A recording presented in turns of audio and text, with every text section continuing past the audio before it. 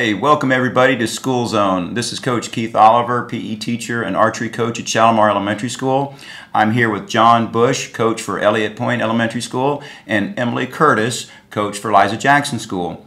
We're here to talk about NASP, National Archery in the School Program. It's been around since 2002, and within the last 5 years, Okaloosa County has really exploded with the NASP program in our schools. Today, with the NASP program, it's such a diverse, really nice program geared for 4th graders all the way to 12th grade.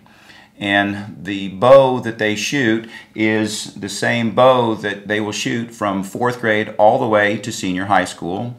The arrows are specifically designed to shoot in a gymnasium, which a lot of the basketball coaches really have a hard time accepting that.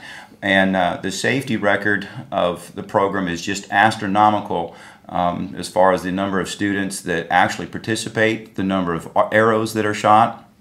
But what is nice again is that the 4th graders through 12th grade will shoot at the same distance, again the same bows and the same arrows, and it's really nice that they can excel. The other cool point about the program is it's all instinctive shooting. There's no sights on these bows that they can use to be able to aim their targets.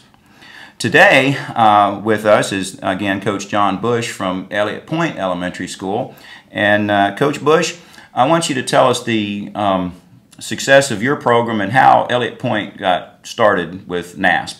Absolutely. Our head coach, Coach Wilson, had taught archery at a previous school that she was at and was speaking with a coach in Alabama where NASP is incredibly big and strong over there, and learned about the program from her and thought, I need to bring this to my school.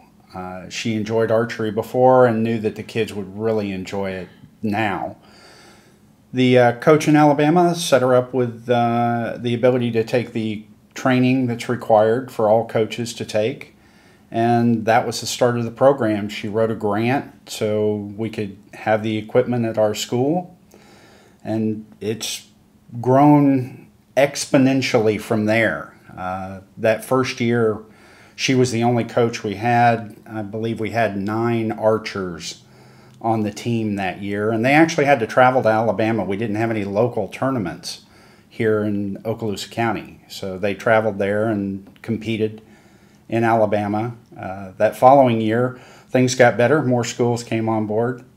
And she asked me if I'd go and take the training and help out and be one of the coaches also.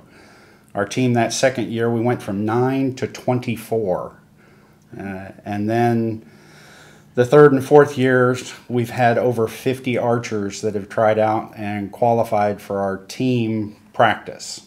I remember taking that exact same BAI course with Coach Wilson and being able to be excited about starting it. And I remember her saying that she was able to get the grant and whatnot. Tell us more about what happened this season with Elliott Point. Absolutely our best season to date. The prior 2 years, we've actually had 1 student qualify to go to the national competition as an individual archer. This year we had 2, one of our boy and one of our girl archers make the top 10 and qualified individually, but our team also qualified to go as a team to the national competition. That's fantastic. I know we're going to be elaborating more on the national part as far as Okaloosa County as a whole. But that's great. Coach Curtis, tell us how how Liza Jackson got their start in archery. Yeah, I actually really like our story, how we got started.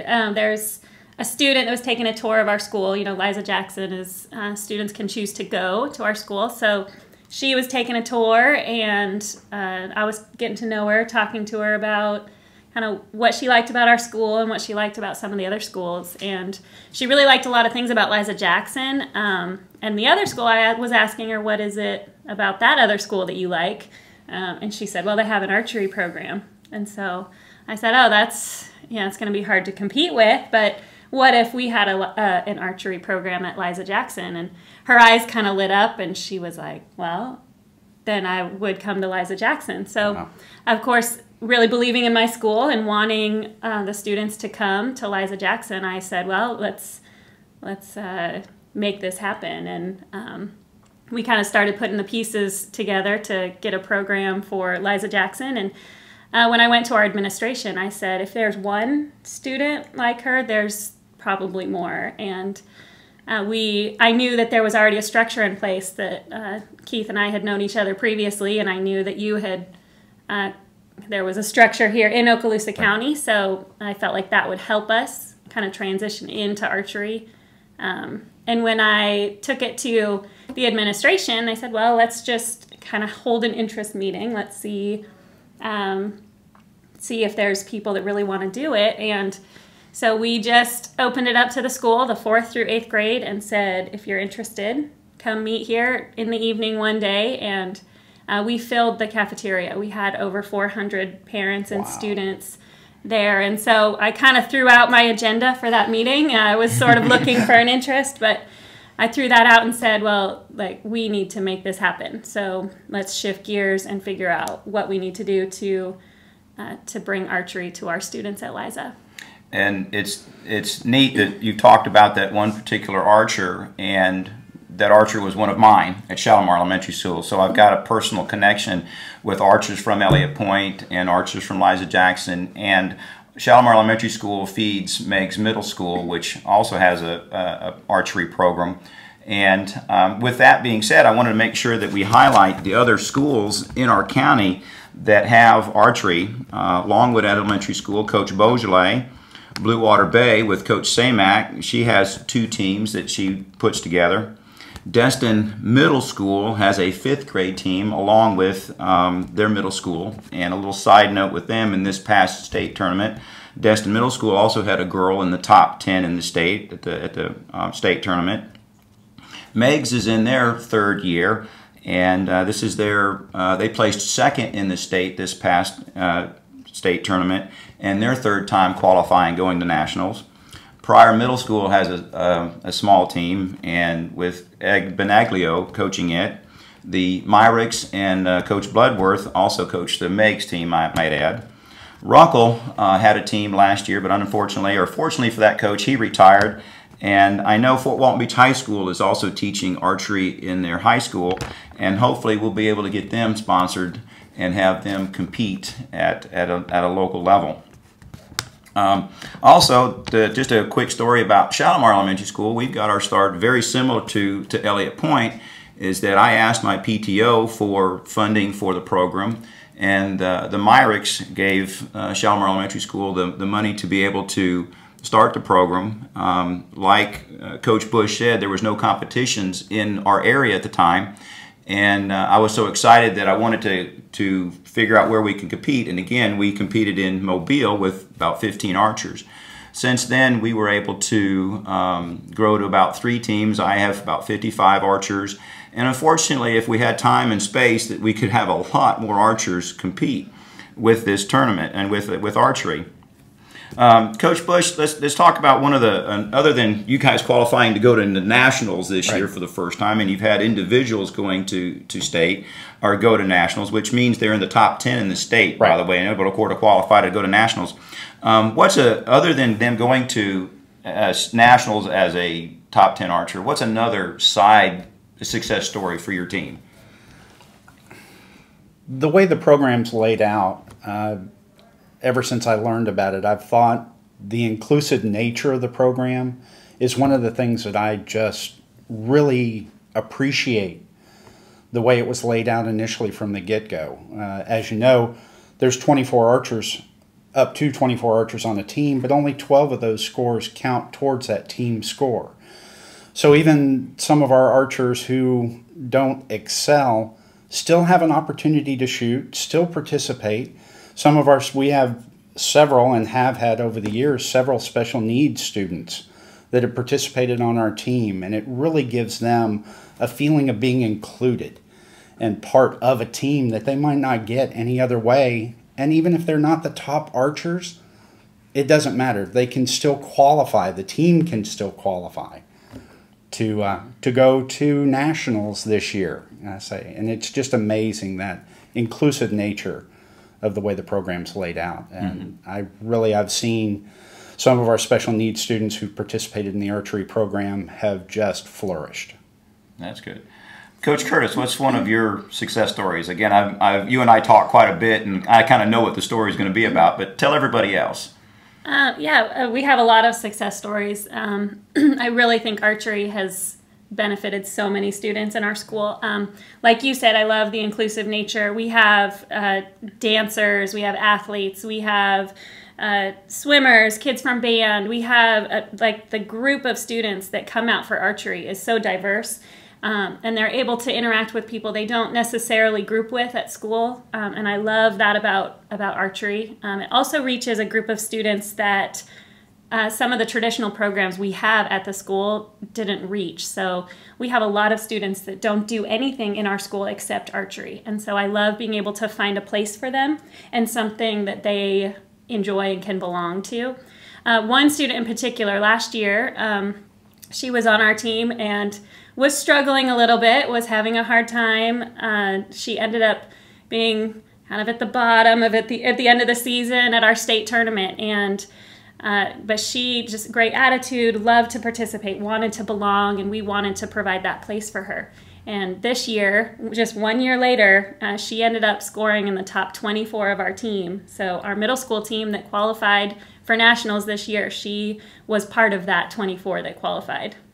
Deal being an absolute. I'm glad you mentioned that again as far as the different teams that qualified to go to nationals, and Liza Jackson's first time in their middle school qualified to go to the nationals. So it's the planning of us three coaches and the Megs coach going to nationals this year is a really neat undertaking in itself.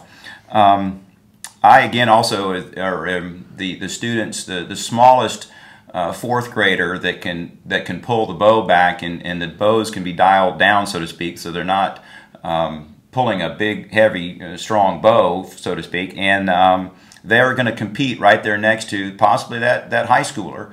And we've had a situation where last year at nationals, I had one of my fourth graders had a situation that she couldn't continue to shoot with the rest of her team, so we had to put her into another flight, and she ended up shooting next to a 10th grader at nationals, and which kind of flustered her a little bit. But I said, "Don't worry about it, just outshoot her." And she gave me a smile. And when she came back after that round, I said, "Did you outshoot her?" And she gave me this little grin on her face, and it was really neat that particular round she outshot a fourth grader, outshot a 10th grader. So that's another thing that's really nice about the program. Coach Bush, is there anything else that you want to talk about? One thing, since this is our first year going to nationals, the planning and logistics have certainly placed a tremendous amount of stress, fortunately, on Coach Wilson. She's kind of spearheading that. I haven't had to deal with a whole lot of it, but I would like to absolutely express thanks to our administration, because they have absolutely thrown all the support that they can towards us, and our principal and vice principal have both said, "You're going." So they're on board to make it happen and give our archers that opportunity to go. And that just warms my heart, knowing that the school's behind us. Coach Curtis? Yeah, our administration has been amazing as well. I think being able to see the influence that archery has had on these students' lives has kind of touched our whole school. And our administration being so supportive has allowed us to be able to do what we need to do to grow the program and to reach these students. And like being able to go to nationals, it's you've done it, but we haven't done it. Yeah. Kind of a big undertaking, but knowing that we have the support of the administration and the support of the parents, and then the support of fellow coaches in the area has just made that a little bit easier for us. Well, I'm glad you said fellow coaches in the area, as far as talking about Okaloosa County in general, and we talked about how many schools are participating in the NAS program in Okaloosa County, and we figured out that for the entire state of Florida, we have 1/3 of the amount of teams and schools that participate in the NAS program. So I think that's a really good accommodation for, again, our coaches, our schools, and the school district itself being able to, the school board put in some money towards the program to be able to get some of the schools started with the NAS program.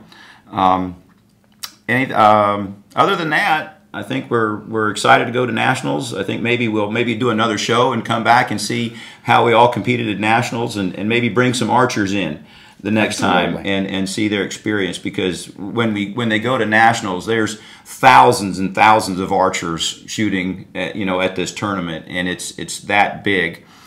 With that being said, we'll talk some more right after this.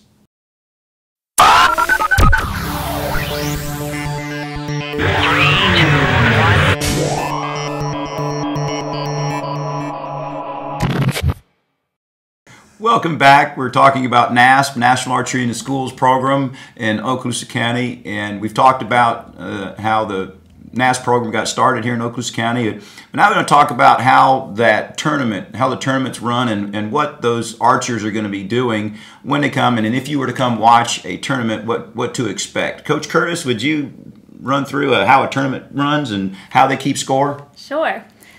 So the archers get up on the line.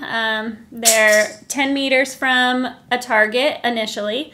They have 5 arrows to shoot. So the goal, obviously, is to hit a bullseye here. The rings on the target are all worth a different amount of points. So the farthest ring out here is 1 point, 2, 3, 4, all the way up to 10 in the middle. So a perfect round would be shooting 5 arrows right at the center and would give an archer 50 points. They're going to do 3 rounds at 10 meters and then move back to 15 meters and do 3 rounds there. So perfect score, getting all of your arrows in the middle, an archer would receive a 300, a score of a 300. Your team includes 24 archers. The top 12 scores of those 24 are added up to give you a team score. The team score is then compared to the other schools in the state as well as nationally. And I know to qualify for nationals, a middle school team needs to hit a number of 3,000. An elementary school team needs to hit 2649.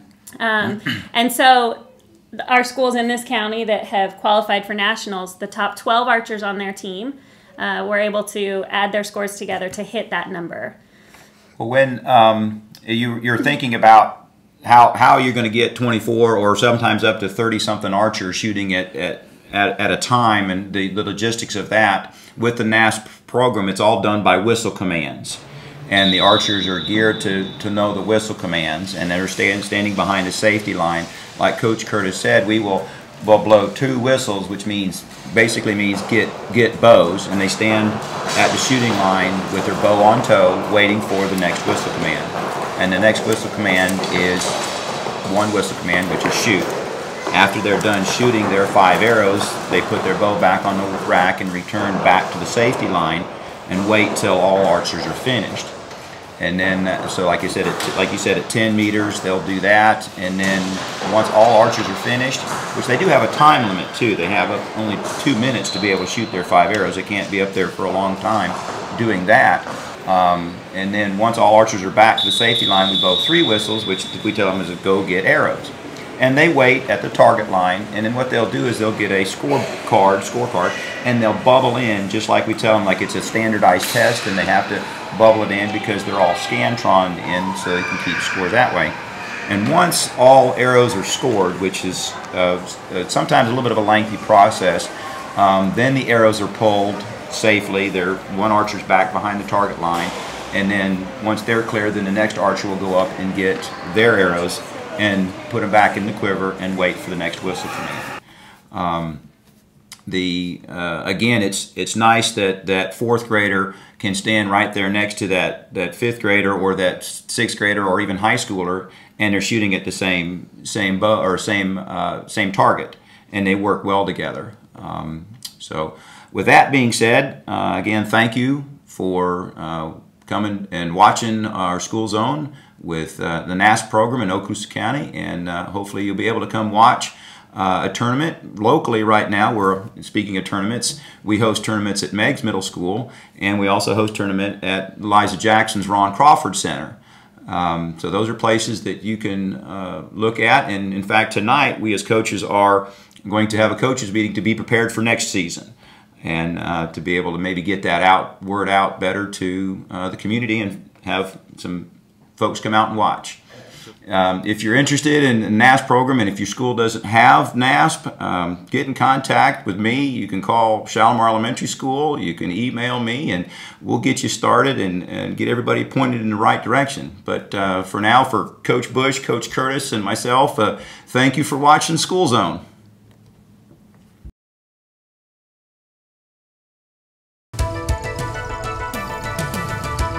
Hello, I'm Mary Beth Jackson, Superintendent of Okaloosa County Schools. I hope you will allow us to take a few minutes of your time in order to share some very important information about the safety of our schools. We have all heard about the alarming increase in school violence throughout the nation. Yet, in Okaloosa County, we have an excellent safety record. Why? Because we practice drills. Our schools have crisis teams, and we have a thorough crisis plan for emergency situations. And now, a new campaign called Tell Somebody is being launched with the support of many area businesses and agencies in Okaloosa County. Please watch and listen to the message that follows, and we'll be back in a few minutes with a challenge for all of you.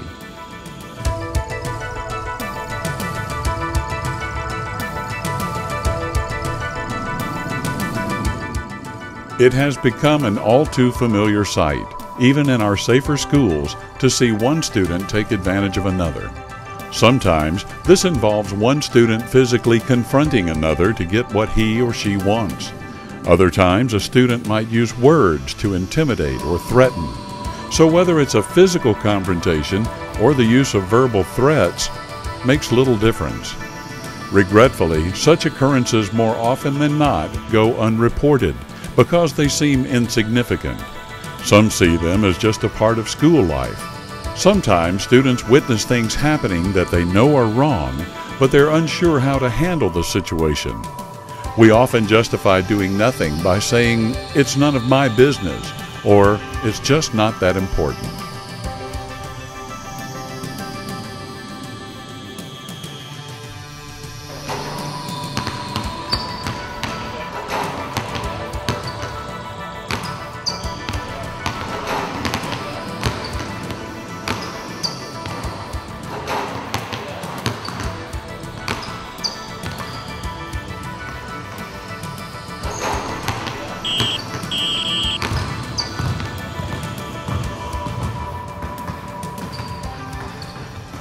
Hey coach, I gotta tell you something.